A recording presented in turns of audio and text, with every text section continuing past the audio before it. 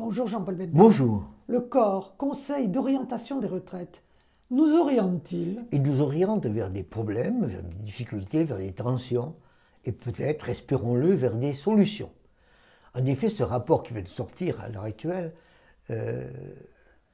prévoit ou annonce une société française à horizon 2030, 2050 et 2070 entre les personnes qui seraient en France pour travailler, naître, travailler, cotiser et d'une certaine manière bénéficier des retraites, voir comment ce système-là s'équilibrerait. Par répartition pour l'instant. Par répartition, tout simplement parce que nous sommes dans un système de répartition, c'est-à-dire que nous sommes dans un système où c'est la production d'aujourd'hui qui fabrique les richesses qui seront réparties aux retraités d'aujourd'hui. Avec pour l'instant suffisamment d'actifs. Et pour le moment, il y a suffisamment d'actifs démographiquement. Simplement, on a l'idée que dans le temps, les choses vont se détériorer. Quelles sont les variables? Et effectivement, la première variable, c'est la démographie. La première variable, c'est la démographie, qui est une variable elle-même complexe. Il y a à la fois les naissances, c'est-à-dire l'accroissement naturel de la population, il y a la durée de vie de cette population, qui conduit à un moment donné, puisque les Françaises et les Français vivent plus longtemps, à ceux qui soient en retraite plus longtemps.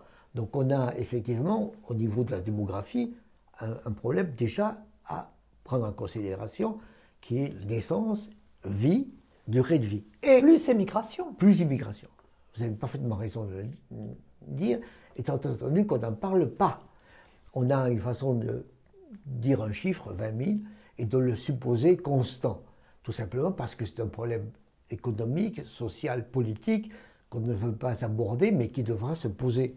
Donc il y a une première variable qui est la variable démographique, le nombre de gens qui sont travailleurs, en possibilité de travailler et en possibilité de bénéficier des pensions. Il y a une deuxième variable, c'est le nombre d'heures de travail passées, c'est-à-dire le nombre de gens qui travaillent et le nombre d'heures qu'ils travaillent. Donc la multiplication de l'un par l'autre fabriquera la masse d'heures travaillées. C'est la deuxième variable. La troisième variable, c'est la productivité, c'est-à-dire l'efficacité de ces heures passées. Et il peut y avoir des heures efficaces, et des heures peu efficaces ou des heures très efficaces. Et donc, pour essayer de voir le paysage français à horizon 2030, 2050, 2070, il faut essayer de voir le nombre de personnes qui travailleront, combien de temps et avec quelle efficacité. Et vous voyez bien à quel point vous avez là une série d'interrogations, d'inquiétudes et d'incertitudes pour lesquelles il va falloir qu'on discute pour voir ce qui va se passer. On a trouvé ce rapport un peu gris et un peu noir? Effectivement, gris ou noir, tout simplement parce qu'il y a des interrogations. Si je vous dis, écoutez, il va y avoir une croissance démographique considérable française. Il va y avoir une croissance du nombre d'heures de travail énorme. Il va y avoir une productivité, surtout, qui va exploser à ce moment-là. Il n'y a aucun problème. Très optimiste tout ça. Mais ce n'est pas ça qui se passe. Nous avons aujourd'hui une démographie qui est en train de flageoler. Elle n'est pas aussi problématique que l'Italie ou que l'Allemagne.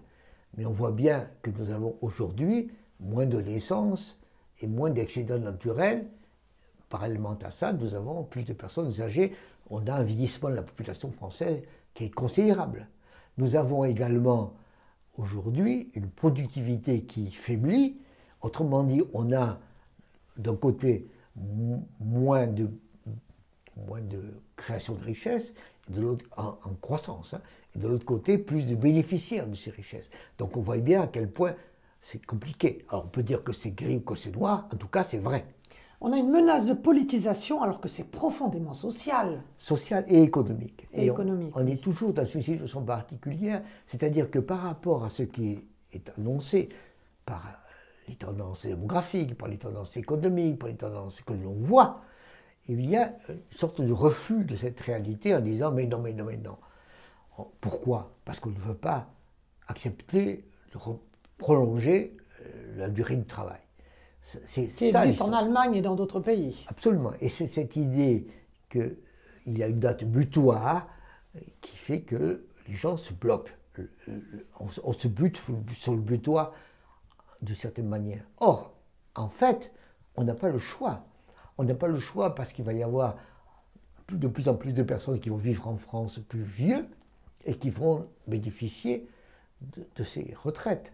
Mais si symétriquement il y a moins de gens qui cotisent, avec en plus des salaires plus faibles, parce que le productivité sera plus faible, à ce moment-là, la difficulté va être croissante, béante.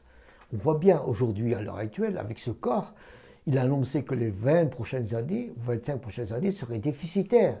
Alors on peut dire que c'est gris, que c'est noir, et que dire ensuite ça s'améliorera. On ne sait pas, mais on sait en tout cas que les prochaines années seront compliquées. Aussi longtemps que l'on ne veut pas voir ce qui se passe et ce qui se passera, ce sera gris parce qu'on le veut. Merci Jean-Paul Betbez. Je vous invite à vous abonner, je vous invite à liker, je vous invite à en parler, je vous invite à faire des commentaires. Donc je vous invite, merci.